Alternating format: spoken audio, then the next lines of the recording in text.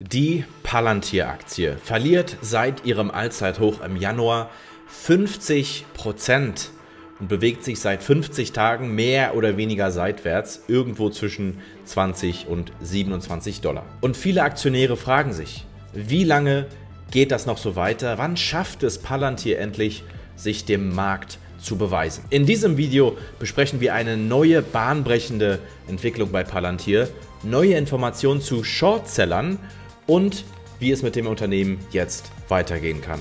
Neue, innovative Broker braucht das Land. Diesen Ruf hat Next Markets gehört.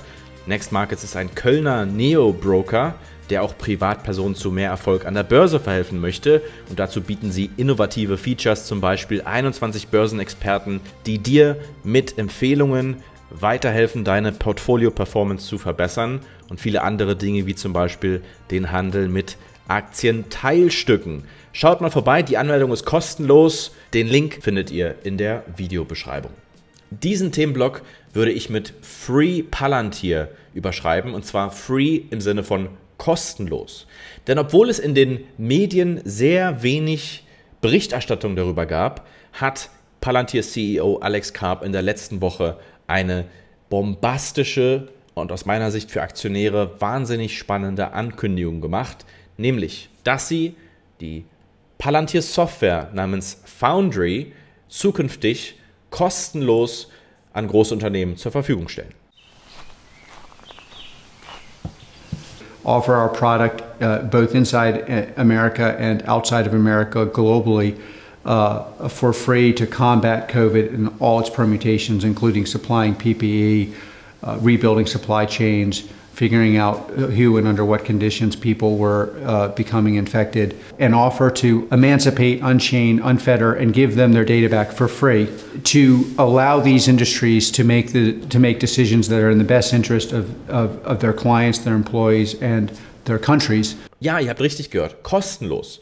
Und ich glaube, dass das für Palantir genau der richtige Move ist an dieser Stelle, um die nächste Stufe der Wachstumsgeschichte Palantir zu zünden. Aber warum sollte ein Unternehmen überhaupt sein Produkt kostenlos anbieten? Naja, dieses Freemium-Modell, so nennt man das, ist ja nichts Neues. Das gibt es mittlerweile millionenfach. Ein sehr prominentes Beispiel wäre WhatsApp oder neuerdings auch Microsoft Office. Es geht darum, so viele Kunden wie möglich erstmal auf die Plattform zu holen.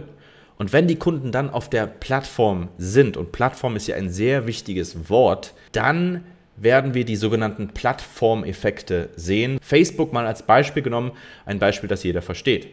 Je mehr Nutzer auf Facebook sind, umso nützlicher ist Facebook. Mit so mehr Freunden kann ich kommunizieren, umso mehr neue Leute kann ich kennenlernen. Je mehr Leute da sind, umso besser für alle. Und gleichzeitig macht es das umso schwieriger für Konkurrenz in den Markt zu kommen. Wenn jetzt ein Facebook 2.0 aufmacht, fragen alle, da werde ich mich nicht anmelden, denn da ist ja niemand, den ich kenne.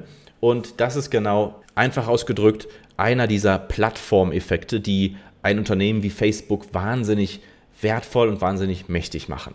Und Palantir kann genau diese Netzwerkeffekte aufbauen. Nicht heute, nicht morgen, sondern das ist ein Thema für übermorgen. Deswegen bleibt Palantir eine Aktie für langfristig orientierte Anleger. Aber niemand spricht an der Wall Street, kein Analyst spricht an der Wall Street bisher über dieses Potenzial. Und das ist das versteckte Potenzial in der Aktie, dass wir als Retail-Investoren, die das Produkt im Detail studieren und an der Basis hören, was Kunden sagen, wir verstehen das. Die große Masse versteht es noch nicht. Und der zweite Themenblock heißt Short Interest. Nochmal ganz kurz zur Erklärung, die Short Interest Quote, es gibt leider keine vernünftige deutsche Übersetzung für dieses Wort, aber diese Quote gibt quasi den Anteil oder die Anzahl der Personen oder der Marktteilnehmer an, die gezielt auf fallende Kurse setzen, weil sie eben glauben, dass das Unternehmen keine gute Zukunft hat und davon ausgehen, dass der Aktienpreis fallen wird. Das heißt, je höher das Short Interest, umso stärker gehen die Marktteilnehmer davon aus, dass der Preis der Aktie fallen wird. Wenn das Short Interest aber fällt, dann kann das bedeuten, dass mehr Marktteilnehmer davon ausgehen, dass die Aktie ihren Boden gefunden hat und dass der Preis kurz- oder mittelfristig wieder ansteigen wird. Und wenn wir uns das Short Interest für Palantir einmal in dieser Grafik anschauen, dann sehen wir, dass das Short Interest seinen Höhepunkt früher in diesem Jahr hatte und seitdem quasi im Abwärtstrend befindet und aktuell nur noch 3% aller Aktien short sind. 3%, ist das viel oder ist das wenig? Ihr habt sicherlich die ganze GameStop-Geschichte mitbekommen. Da wurde ja heiß diskutiert, dass die GameStop-Aktie zeitweise über 100% geschortet war. Also mehr Aktien short, als überhaupt Aktien existieren, witzigerweise. Und wenn wir es zum Beispiel mit CCIV heute vergleichen, CCIV liegt bei ungefähr 17%, obwohl die Aktie ja schon deutlich korrigiert hat. Palantir bei aktuell 3%. Und auch wenn wir es mit anderen Unternehmen aus der gleichen Branche vergleichen, dann ist Palantir derzeit nur sehr wenig geschortet, hier am absoluten Schlusslicht dieser Liste. Und auch andere Kennzahlen zeigen, dass es gerade ein guter Moment sein könnte, bei Palantir einzusteigen. Als Beispiel das sogenannte Forward PS Ratio. Also das ist der zukünftige Umsatz. Hier ist es der geschätzte Umsatz in einem Jahr und das im Verhältnis zum aktuellen Aktienpreis. Ein niedriges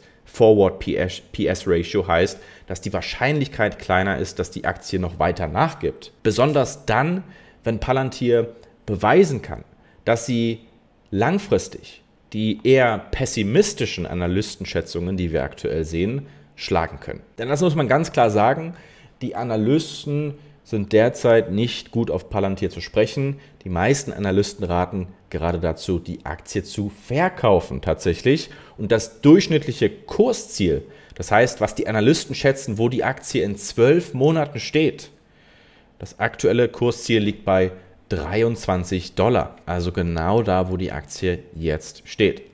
Man muss aber dazu sagen, das ist eine Sache, die ich in den letzten Jahren erst verstanden habe.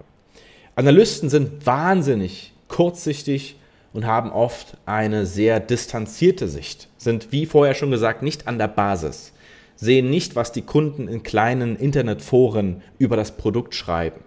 Und sie überschätzen oft die Macht der alteingebrachten Konzerne und unterschätzen das Potenzial kleinerer Unternehmen wie zum Beispiel Palantir. Und deshalb verpassen sie in vielen Fällen die richtig guten Stories. Stichwort Tesla. Und sie sehen nicht, was unter der Oberfläche brodelt.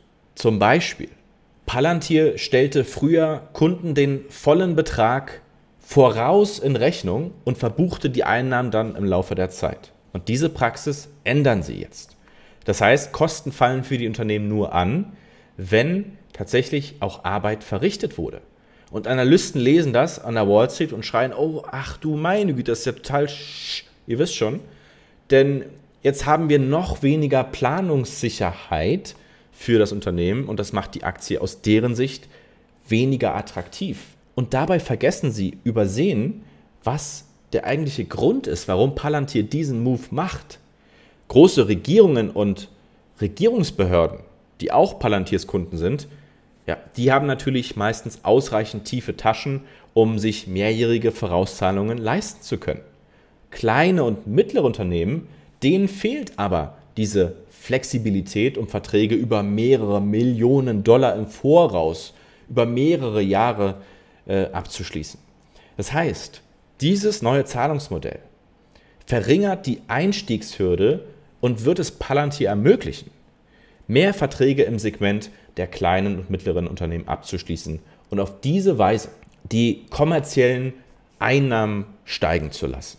Also haltet die Augen offen nach neuen Verträgen, neuen Kunden aus dem Bereich der kleineren und mittleren Unternehmen. Das ist nämlich genau die Richtung, die ich für das Unternehmen Palantir sehen will, so wie ich es auch in meinem anderen Palantir-Video erklärt habe.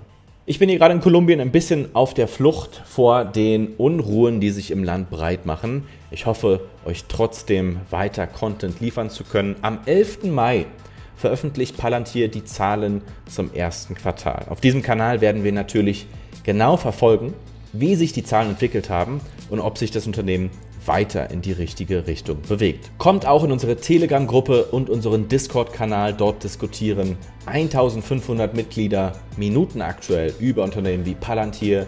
Vielen Dank fürs Zuschauen, vergesst nicht, den Next Markets Innovativer deutscher Broker, kostenlose Anmeldung mit dem Link in der Videobeschreibung. Vielen Dank fürs Zuschauen. Bis zum nächsten Video. Ciao.